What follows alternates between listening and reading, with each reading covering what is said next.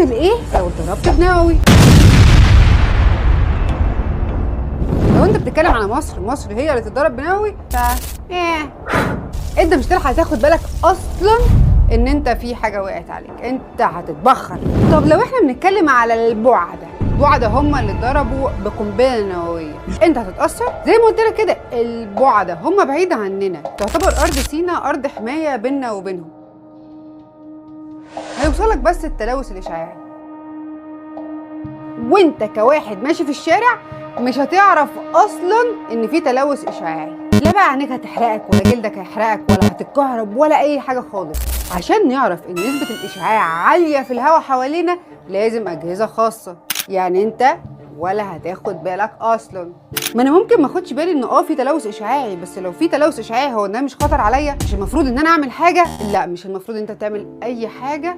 لما يحصل، لو حصل تلوث اشعاعي، فالدوله هي اللي المفروض تتحرك وعندها اجراءات وقائيه، انت ما تتدخلش في حاجه. لو انت معدي 60 او ان انت مثلا بتحب تتابع الاخبار القديمه او ان انت صغير وتقدر تجيب الاخبار اللي انا هقولك عليها دي، فانا هفكرك بحادث تشيرنوبل. لما حصل التسريب الاشعاعي، مصر كل المنتجات اللي كانت بتدخلها كان لازم يتقاس فيها نسبه الاشعاع.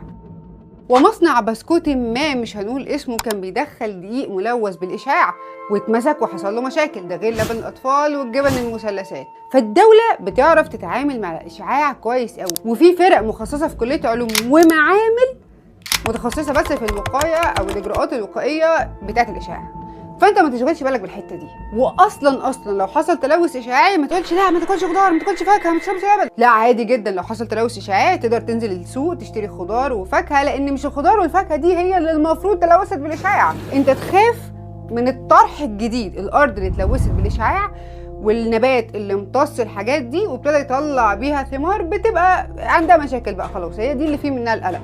انا جاي اقول لك ما تخافش من القنبله النوويه، خاف من اللي انت عايش فيه. انت بتعمل حاجات كل يوم ولو مش كل ساعه بتعمل نفس تاثير التلوث الاشعاعي على جسمك، بتسبب اللهم احفظنا كانسر.